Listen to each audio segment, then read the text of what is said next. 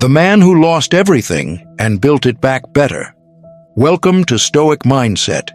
Imagine waking up one morning and everything you built, gone. The business, the relationship, the home, the identity you wore like armor for years, stripped from you overnight. Maybe it happened slowly, a long unraveling, the kind of collapse where you saw it coming but kept telling yourself it wouldn't. Or maybe it was sudden.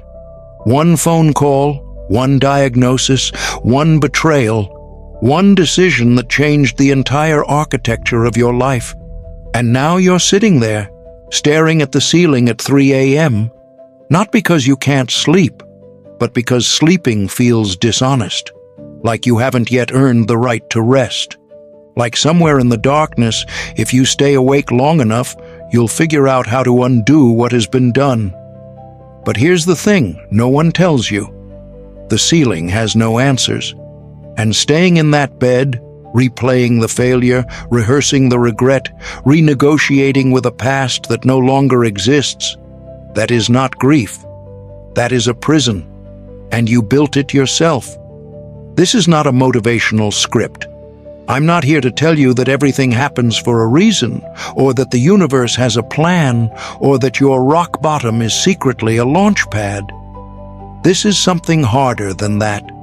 This is a conversation about what men who have lost everything, truly lost everything, eventually discover. Not what they were told to discover, not the polished lesson from the TED Talk, but the raw, uncomfortable, unspeakable thing that sits on the other side of real collapse. That the life you lost was never the real you, and the man you could become, stripped of it all, might be the most honest version of yourself you've ever had the chance to meet. Let's talk about it. Part 1. The anatomy of losing everything. First, let's be honest about what it actually means to lose everything, because society gives men a very narrow vocabulary for collapse. You're allowed to be broke. You're allowed to be going through a tough time. You're allowed to post a vague quote online and let people wonder. But to sit across from another human being, or even yourself, and say, "I have lost, I am lost," that kind of honesty takes more courage than most men have been taught to access. And so they don't say it. They perform normalcy while internally disintegrating. They laugh at dinner while their marriages are dying. They shake hands at networking events while their companies are hemorrhaging. They tell their children everything is fine while lying awake, calculating exactly how fine everything is not. The psychologist Carl Rogers once said, "The curious paradox is that when I accept myself just as I am, then I can change."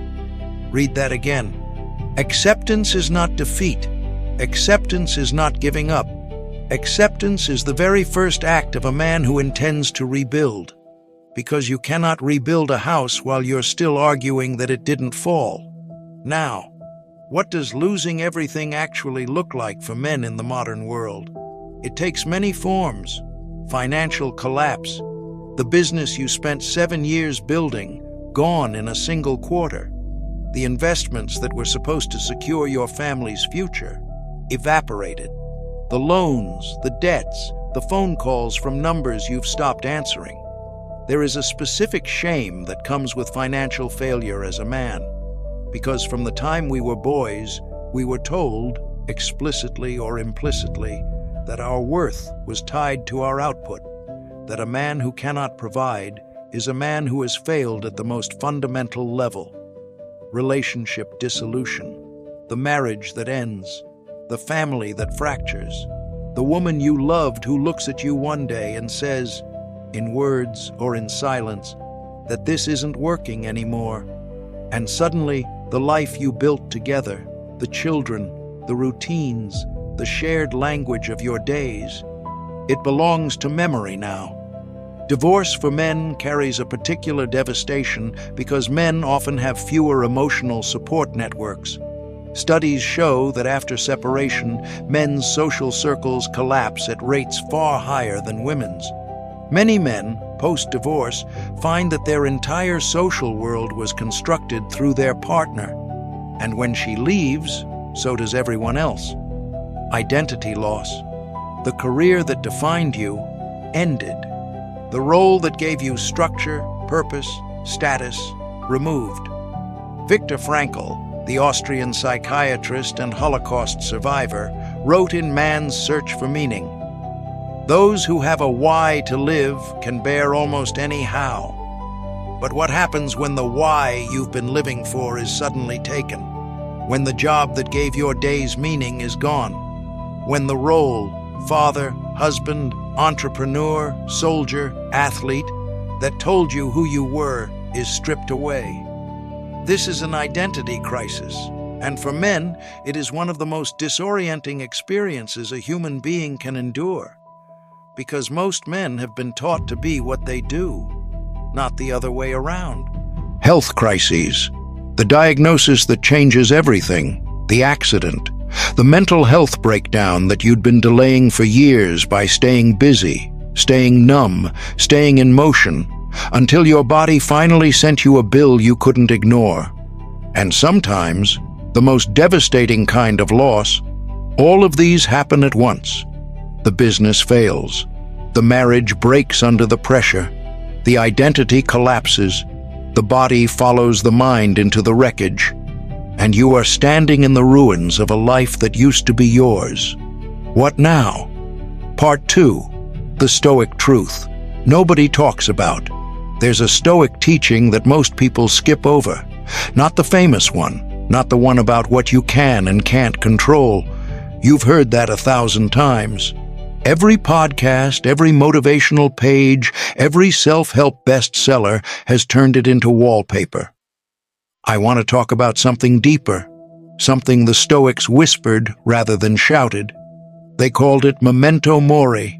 Remember that you will die. Now, before you think this is a conversation about death, let me stop you. It isn't. It's a conversation about what memento mori really means when you apply it not to the end of your life, but to the end of a version of your life. Because that is what has happened to you. A version of you has died. The man who owned that business, gone. The man who was that husband in that house with that particular future ahead of him, gone. The man who had that income, that status, that certainty, gone. And most men spend years trying to resuscitate a corpse. They try to get back to who they were before, back to the numbers, the lifestyle, the identity. And I understand the impulse. God, I understand it. Because who they were before felt real. It felt earned. It felt like them. But here is what the Stoics understood that we have lost in our age of self-optimization and personal branding. You were never that thing. The business was not you. The marriage was not you. The title, the income, the house, the physique in the photograph from 5 years ago, none of it was you. Marcus Aurelius, the most powerful man in the known world, wrote this in his private journal in a passage that most people overlook.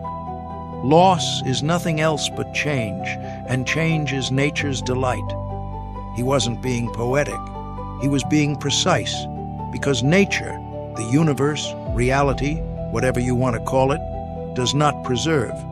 It transforms, always, without exception, without sentiment. The river you stood in 10 years ago does not exist anymore. The water has moved on. The riverbed has shifted. Even your memory of it has been altered by every experience you've had since. The river you remember is not the river that was. You are the same. The Stoics had a word for this understanding, sympatheia, the recognition that everything in existence is interconnected, constantly changing, flowing from one form into another. Nothing is permanent, not the empire, not the mountain, not the man. And once you truly absorb this, not as a philosophical concept but as a lived reality, something remarkable happens. The grief of losing your old life begins to shift, not because the loss stops hurting. It doesn't. but because you stop treating the loss as an aberration, something that should not have happened, something to be corrected, something to escape. You begin to see it as the nature of things, and in that seeing, for the first time, you are free to ask the question that actually matters. Who am I when everything is gone? Seneca wrote something in a letter that has stayed with me. He was writing to his friend Lucilius, a man wrestling with failure and humiliation, and he said, "Recede in the ips quantum potes." Withdraw into yourself as much as you can, not as a retreat, not as avoidance, but as an excavation. Because Seneca understood something that modern psychology has taken 2,000 years to confirm in clinical studies. The identity that most men walk around wearing is not their own. It is assembled, piece by piece, from what their fathers expected, what their culture rewarded, what their partners needed, what their peers respected. It is a costume, a sophisticated, comfortable, deeply believed-in costume, but a costume nonetheless, and collapse rips the costume off. This is why losing everything feels so apocalyptic. It's not just that you've lost the things, it's that without the things, you don't know who you are.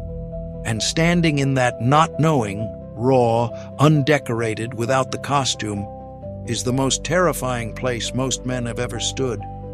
But here is the Stoic provocation. What if that terrifying place is also the most honest? What if the man standing in the ruins, stripped of everything he used to call himself?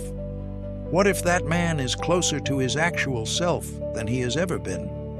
Epictetus, born a slave, who owned nothing his entire life, put it this way: wealth consists not in having great possessions, but in having few wants. He wasn't talking about money, he was talking about identity. The man with few wants, few needs for external validation, for status, for the approval of the crowd, that man cannot be ruined, because there is nothing to take. Part 3. What Albert Camus knew about starting over. I want to bring in a voice the Stoics never knew, but would have recognized. Albert Camus, Algerian-French philosopher, Nobel Prize winner, a man who grew up in poverty so severe that his family had no running water, no electricity, a man who lost his father before he could remember him, a man who watched his country torn apart by war and watched his closest friendships disintegrate under the pressure of political violence. And out of that life, Camus wrote what may be the most quietly devastating line in the history of philosophy. One must imagine Sisyphus happy. You know the myth. Sisyphus, condemned by the gods to push a boulder up a mountain for eternity. Every time he reaches the top, the boulder rolls back down, and he walks back to the bottom, and pushes again, forever. The gods designed this as the ultimate punishment. Eternal, futile labor. No progress, no reward, no end. But Camus looked at this myth and saw something the gods hadn't intended. He saw a man who could not be broken. Because the boulder rolling back down is not the tragedy. The tragedy would be if Sisyphus stood at the bottom, looked up at the mountain, and believed it was pointless. Camus said, "Don't give the gods that satisfaction.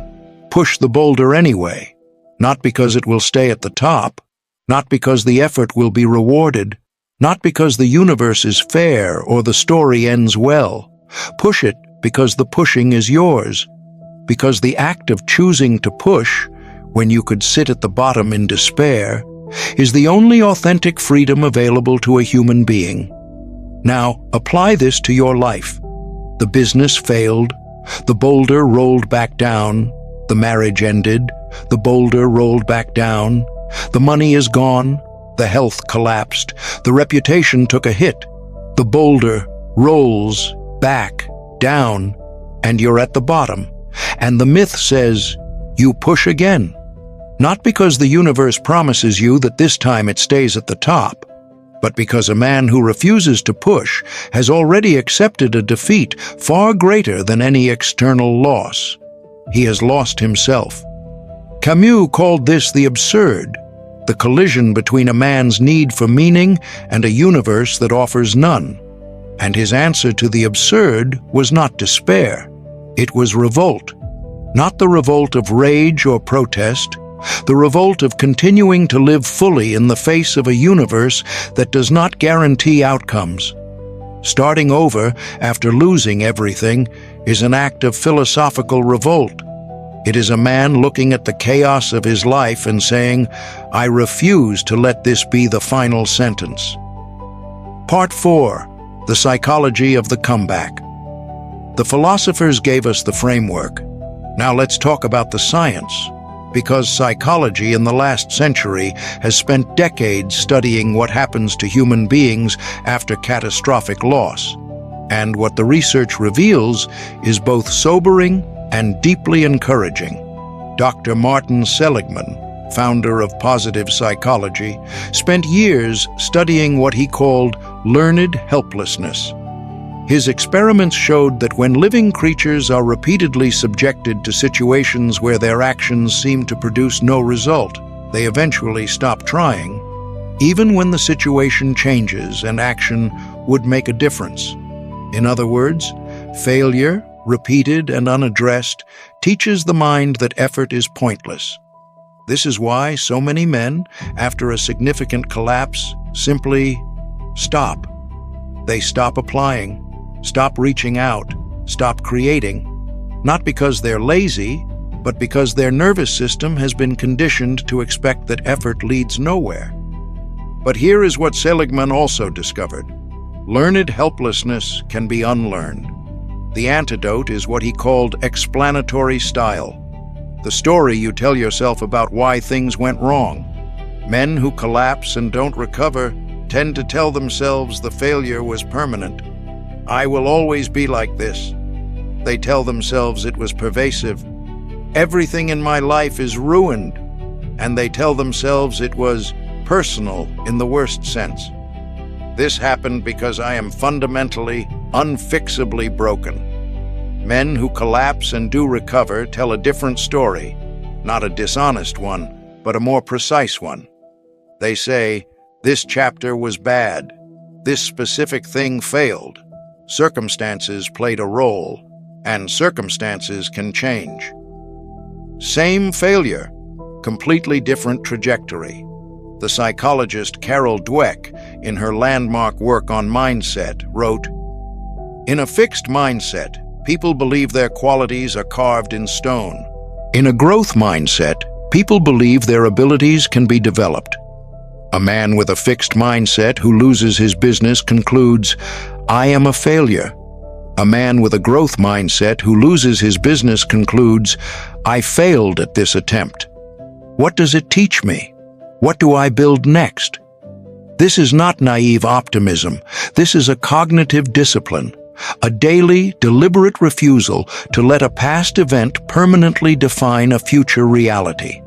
Now, let's talk about something even more fundamental: trauma. Many men who lose everything are not simply experiencing financial or social setbacks. They are experiencing genuine psychological trauma, the kind that lives in the body, not just the mind. Dr. Bessel van der Kolk, in his landmark work, The Body Keeps the Score, describes trauma not as a memory of what happened, but as a physiological imprint. It changes the brain. It alters the nervous system. It rewires the way a man perceives safety, risk, and possibility going forward. This is why some men, after a catastrophic loss, find themselves strangely unable to take new risks, even small, clearly rational ones. It is not weakness, it is neurology. The body remembers the fall, and it is, with every good intention, trying to protect you from falling again.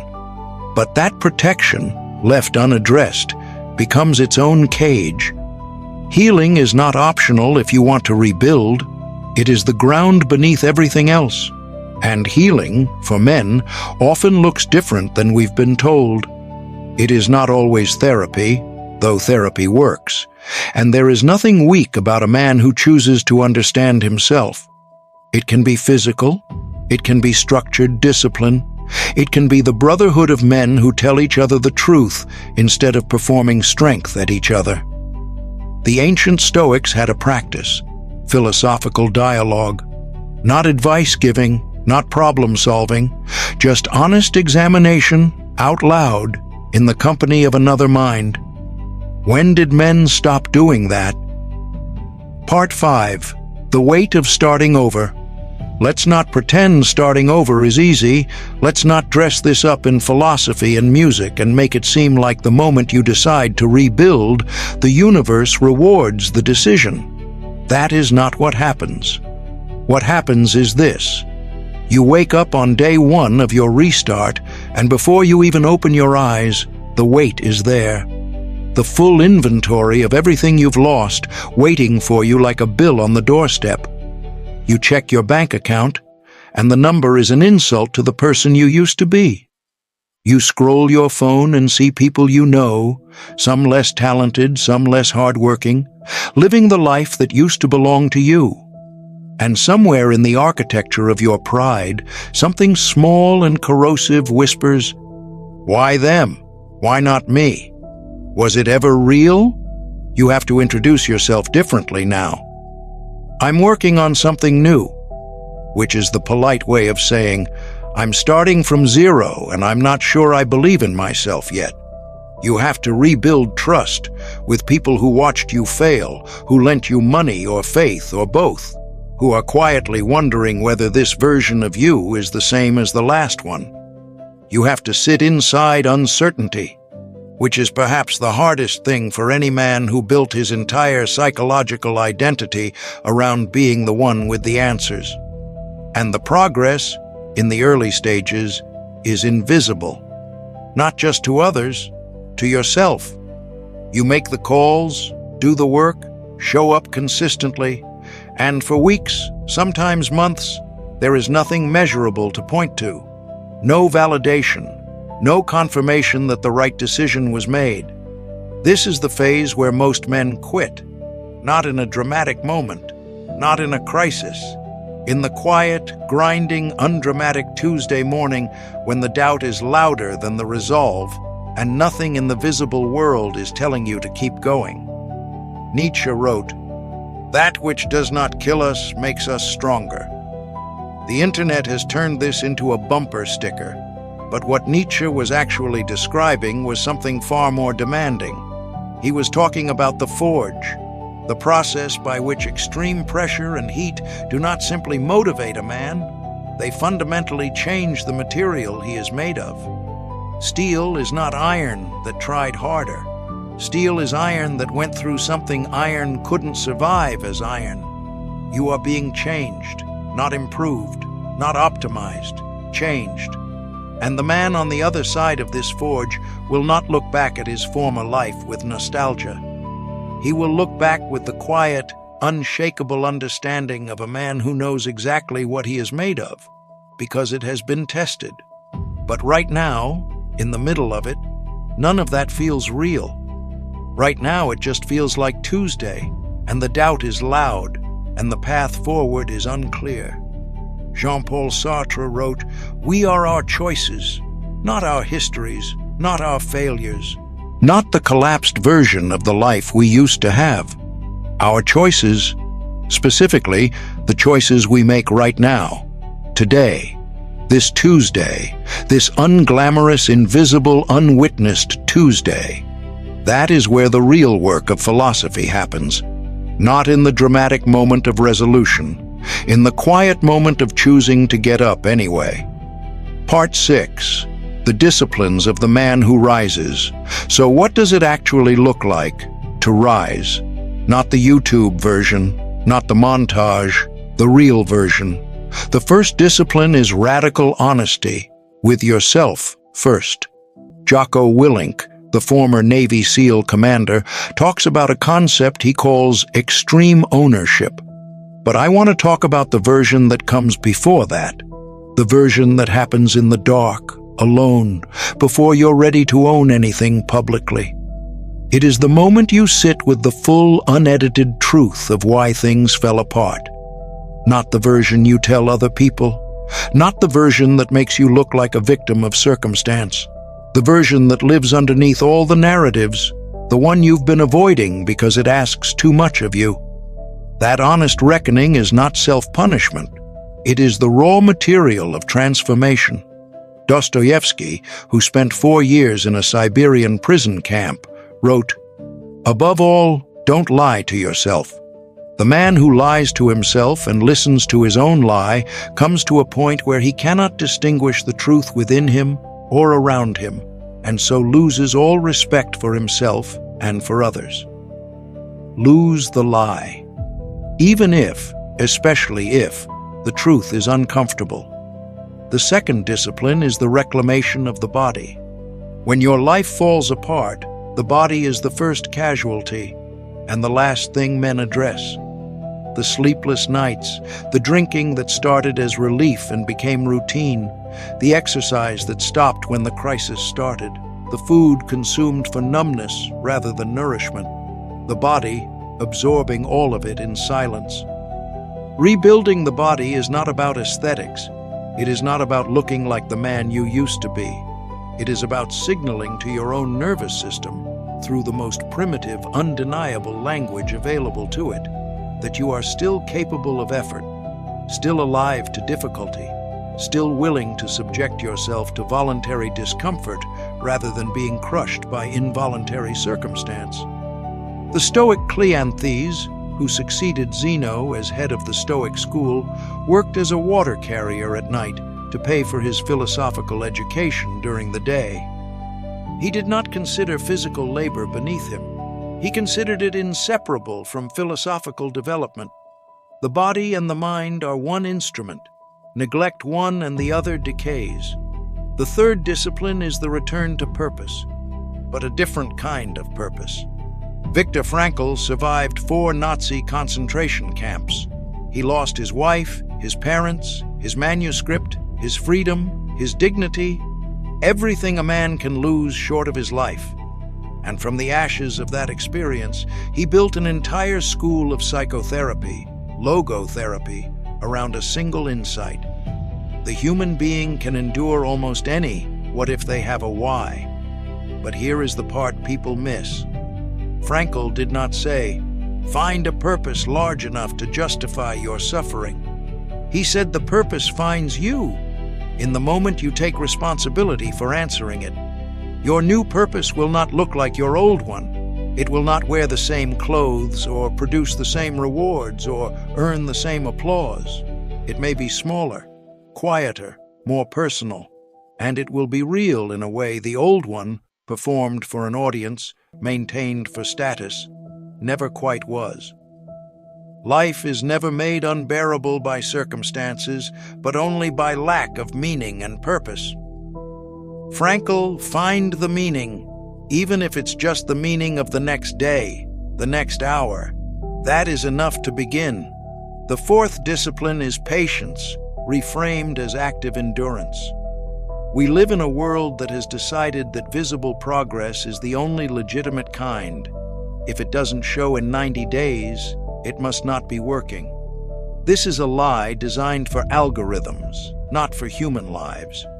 The Stoics had a concept, ascesis, deliberate, sustained practice, not for immediate results, not for visible improvement, but for the development of character, which, unlike income or status, is built in the invisible interior of a man's daily decisions. Marcus Aurelius practiced philosophy every day of his adult life, not because it was working, not because the results were measurable, but because he understood that character, like any material under pressure, only reveals its true composition over time. Your rebuilding will take longer than you want it to. That is not a problem. That is the process. The fifth discipline is brotherhood. The modern world has engineered men into a specific kind of loneliness. We have followers, but no one who truly sees us. Connections, but no one we've told the full truth to. Colleagues, acquaintances, contacts. But somewhere along the way, in the busyness of building the life that just collapsed, we stopped cultivating the friendships that could hold us in the rubble.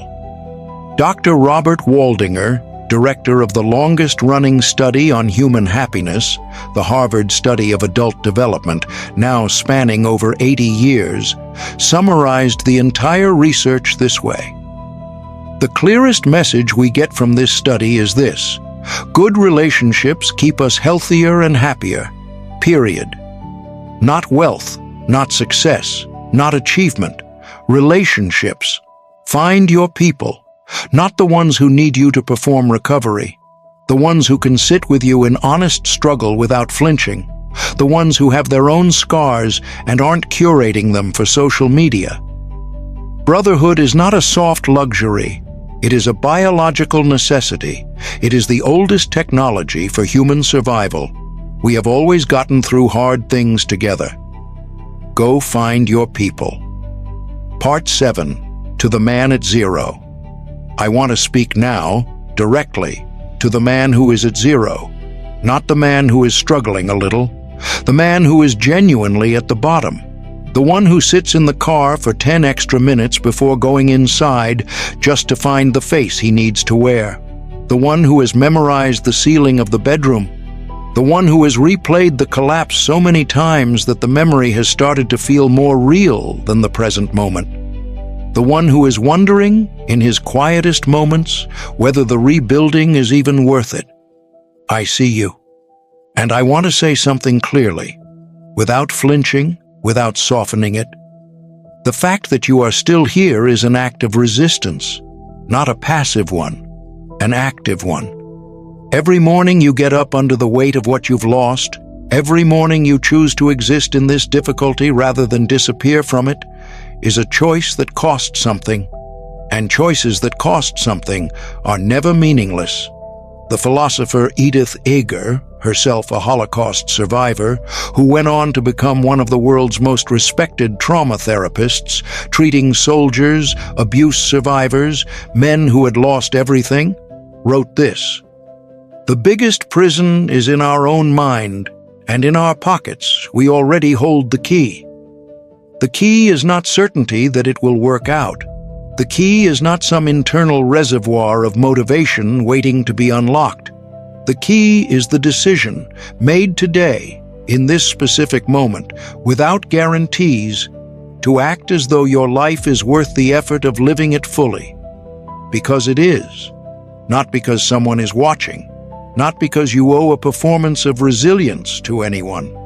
But because underneath the shame, underneath the exhaustion and the self-doubt and the grief, there is something in you that has not submitted, something that is still asking questions, still looking for something to move toward.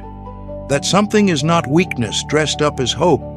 That is the oldest, most essential human thing. Camus called it revolt. The Stoics called it virtue. Frankl called it will to meaning. I call it the proof that you are not finished. The man you could become on the other side of this, if you choose to walk through it rather than around it, that man is not a restored version of who you were before. He is someone new, harder, more honest, less seduced by the things that turned out to be temporary, more committed to the things that lasted through the fire. That man is worth the struggle of becoming. Part 8. The long game. Let's talk about the long game, because most men who are starting over are thinking in the wrong time frame. They want to be back in 12 months, back to the income, back to the status, back to the version of themselves that felt solid and recognizable. And the pressure of that timeline, self-imposed, silent, crushing, becomes its own obstacle. Here is the truth. Rebuilding after genuine loss is not a project, it is a transformation. And transformations, real ones, the kind that hold, the kind that produce a man who is fundamentally more capable and more grounded than the one who came before, those take years. Not because you are slow, because that is how depth works. The oak tree is not ashamed that it is not yet a forest. Marcus Aurelius was not born a philosopher. He was not born a great leader. He spent 30 years in sustained, unglamorous, daily philosophical practice before writing the words that have now outlasted his empire, his monuments, and the names of every man who competed with him for power. His Meditations, the private journal of a man talking himself into his own values daily, was not written in triumph. It was written in the middle of wars, plagues, betrayals, and the relentless erosion of everything he'd built. He wrote, "Confine yourself to the present, not the present as a limitation, the present as the only terrain that is real. You cannot rebuild yesterday, you cannot guarantee tomorrow. But right now, this hour, this decision, this single unglamorous act of moving forward, that you can do." James Clear, in his work on habit formation, writes, "You do not rise to the level of your goals, you fall to the level of your systems. Build systems, not fantasies, small, daily, invisible disciplines that compound over months and years into a life you didn't expect but are no longer surprised by, because you built it, one unremarkable morning at a time." Seneca, near the end of his life, wrote, "Omnia lucili aliena sunt, tempus tantum nostrum est." All things are alien to us. Time alone is ours. You have lost money. You have lost status. You have lost the version of yourself that wore those things. But you have not yet lost time, unless you spend what remains of it waiting to feel ready. You will never feel ready. The men who rebuilt did not feel ready. They simply refused to let unreadiness be the final answer. Finally, the invitation. There is a morning coming for you, not the morning after a good night's sleep, though that will come too. I mean the morning when you wake up and the weight is slightly different, when it is still there, but you have developed enough in yourself to carry it without being flattened. The morning when you look at what you're building, however small, however invisible to the world right now, and feel something that is not quite pride, but is adjacent to it. Something like, "This is mine. I made this from nothing, and I know exactly what it cost." That morning is not given. It is built. Through the days you choose to push the boulder back up, knowing it might roll down again. Through the honesty that costs you the comfortable story. Through the discipline that no one witnesses and no one rewards, but that changes the interior of you in ways that eventually show up everywhere. Through the choice, made not once in a dramatic moment, but 10,000 times in quiet, unremarkable ones, to remain a man who has not given up on himself.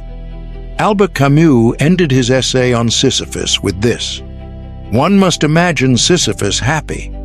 Not because the boulder stays at the top, not because the gods relent, but because the man who keeps pushing, who owns his effort completely, who finds his dignity not in the outcome but in the act itself. That man cannot be defeated by circumstance. He has placed his life somewhere that circumstance cannot reach. That is not a small thing. That is everything. Let me leave you with this. They will ask you later, when did things turn around? And you won't be able to point to a single moment, because it wasn't a moment. It was a Tuesday, and then another Tuesday, and the 10,000 Tuesdays after that, where you chose, quietly, without witnesses, to remain the man who refused to let the loss be the last word. If you want daily lessons in Stoic philosophy, if you want to build mental discipline, if you want to live with purpose instead of impulse, subscribe to Stoic Mindset, because strength is not loud, it is steady. And here we build it daily.